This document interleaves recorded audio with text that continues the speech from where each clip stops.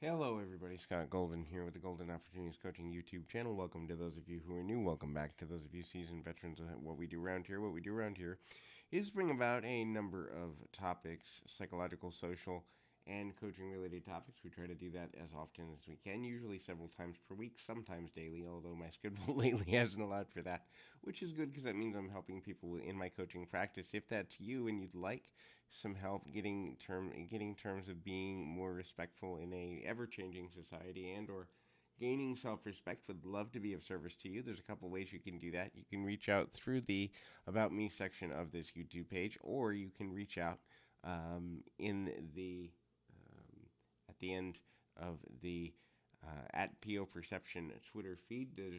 There's information there as well. In any event, this is going to be about respect. So kind of gaining more respect. So it's another important thing to kind of look at ways to gain respect. The first is respect yourself first, and that means acknowledge your strengths and your weaknesses. Also know where your boundaries are and don't cross them. A lot of people cross them because they feel like they can't handle life alone. They can't handle life without support. And what's difficult, and I help people to realize a lot of, is that we don't have as much support in society as we think we do.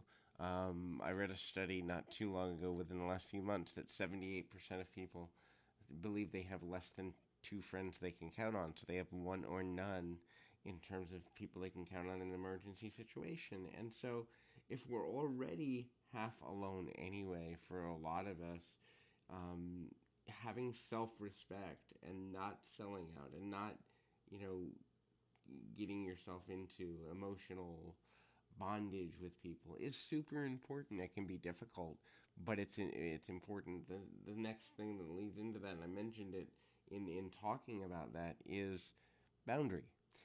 Knowing your boundaries, finding your boundaries, knowing what you won't do. You know, I'm a person who is a big believer in people's right to choose their own medical care, and I have actually decided several years ago to sign a DNR.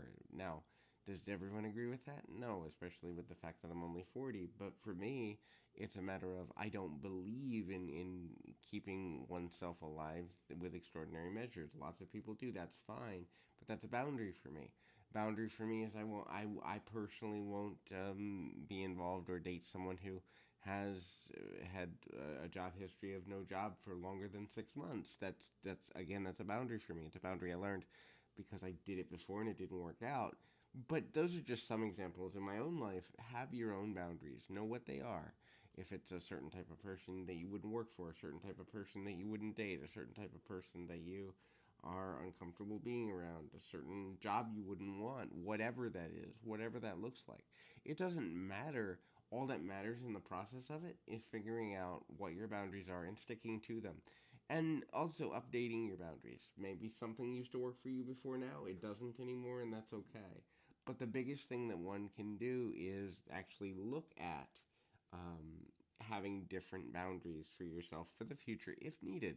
Now, do you always need to hold every boundary, and it isn't important to look at changing them? No, of course. Changing them and altering how we see the world is important in every or almost every situation. But knowing where your boundaries are to at least have a point where if you're pushed past them, you know that something is off is important. The next thing is avoiding fear based speech and not listening to fear based speech. Now, fear based speech is when we use speech, the power of words, to intimidate a person or to bully a person or to allow someone to do the same to us. Respect is about understanding that words only have the power we give them. And so, therefore, when we speak, we should try to be as kind as possible while remaining within our boundaries. When other people speak, if we feel intimidated, you have to understand that that intimidation comes from most often a design by that person to manipulate a situation. It doesn't necessarily mean it's good or bad. It just means they are acting in a way to gain a certain level of leverage. And nearly every communication has some leverage game in it, even if it's just attention. And leverage in itself isn't bad, but leverage with the purpose of manipulation most often is. So finding out where you're using your speech and where it's being used against you is important. The next is speak up. Look, your opinion matters just as much and just as little as everyone else's. What that means is no opinion matters more than any other person's, but at the same time, don't make yourself so small that you don't value your own opinion or allow other people to to cause you to believe that your opinion isn't valuable. Finding the balance in that can be extremely difficult, especially for people that don't understand themselves well. And also, finding the balance in that means that you almost have to force yourself to be accountable in a different level or way. The next thing to consider is don't over apologize. Obviously, if you've wronged someone in some way that you easily see and it wasn't your intention, go back and apologize. But over apologizing is usually a sign that you have been in an abusive situation prior, either with parents, other adults, or friends or partners. But there's usually, for about 90% of over apologizers, a history of being victimized and remaining in victimhood. And the over apologizer is a person who believes that that is their only leverage or value in relationships, is to be the person who does apologize consistently because they're not worthy to have differing opinions. Again, the last thing is use strong or progressive body language. Now, this doesn't necessarily mean strong as in He-Man. It just means be confident. Look up, hold your shoulders, forward, point your feet forward, and be ready to go. Be ready to move. Be ready to move on and toward progress. And so, hopefully, this is helpful. I encourage you to reach out if there's something I can do for you. But until then, keep your feet on the ground, your mind in the moment. Until next time, everybody.